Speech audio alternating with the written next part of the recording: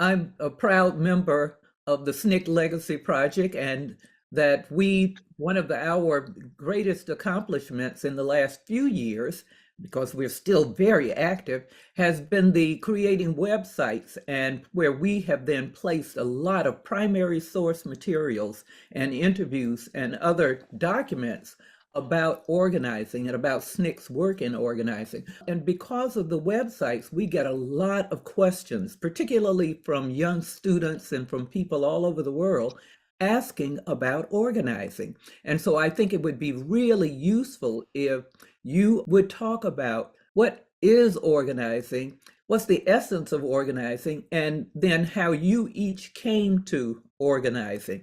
Now, I'll start with you, Charlie. Well, to talk about me and to talk about SNCC's organizing tradition, I think we have to start with Ella Baker, because she's the one who plugged us into that tradition.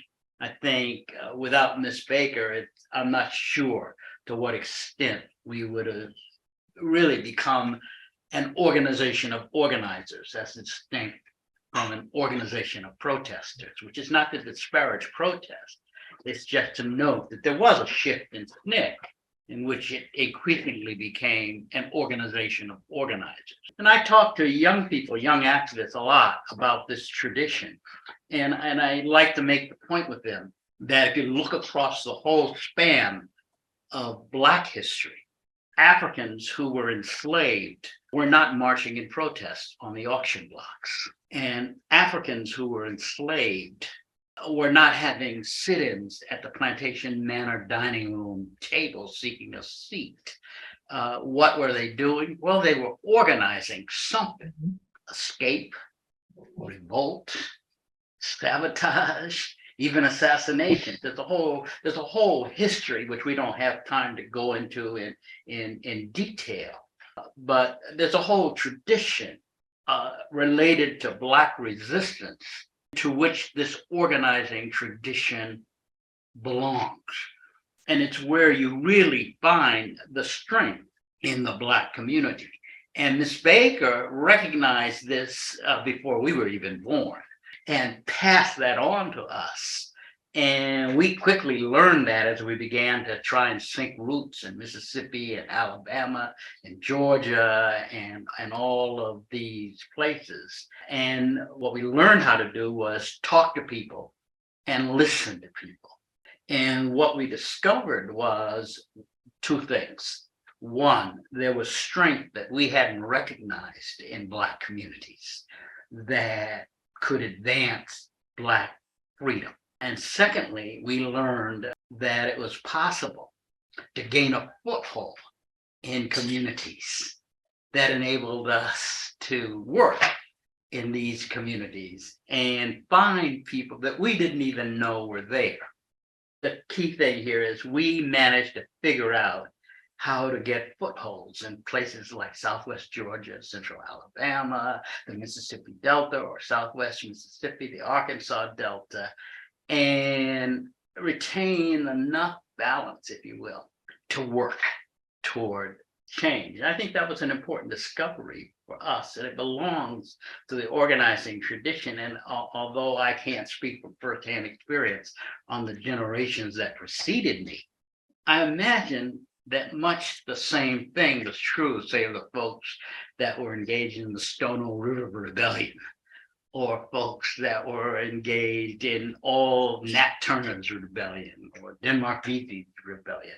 Imagine their discoveries were much along the same lines. All I can say is that, certainly for me personally, in the Mississippi Delta, that was my discovery. That's the story. We found footholds in these places and then found these people who basically told us, it's taken you long enough. We've been waiting for you for a while. What's taking you so long? And we're prepared to really, risking more than we had at risk their lives, their livelihoods, their homes, and various other institutions in their community. They put all of that at risk, and we were able to make our way to these people. That's the organizing tradition. That's there. And you do that by learning how to listen to people. And you do that by learning how to talk to people. And it was that that drove the organizing, I think. And I think young activists today have to figure out how to do that in their communities. And I suspect that it's much more difficult today on the west side of Chicago or South Central LA or someplace than it was for us in the Mississippi Delta or Southwest Mississippi, for all the violence that unfolded in the South is, I think, harder for them today to figure out how to get the kind of footholds that we had that enabled us to organize.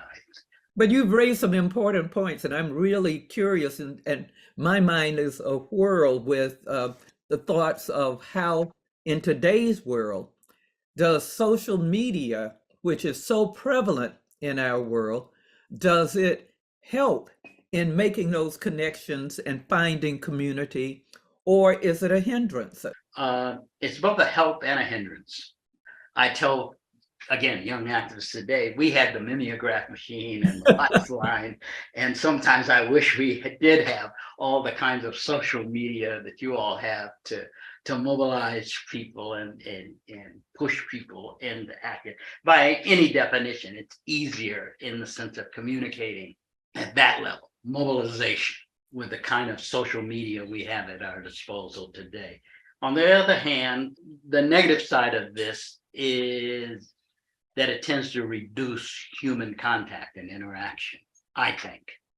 If you can tweet somebody or Facebook somebody or whatever people do today, and I'm largely ignorant in this arena, but whatever it is that people do, if you can do that, it's not really the same thing as sitting on somebody's front porch or going to church with them or eating dinner or lunch with them or drinking beer at the juke joint, and all the conversations that flow out of that kind of human face-to-face interaction. I think there's less of that today. And I got lots of examples of that, about how puzzled sometimes young activists seem when I bring up this question of face-to-face interaction for the purpose of organizing. They're real good at mobilizing for protest. They're real good at any number of things that I'm envious of, thinking back to my days in the middle and early 1960s.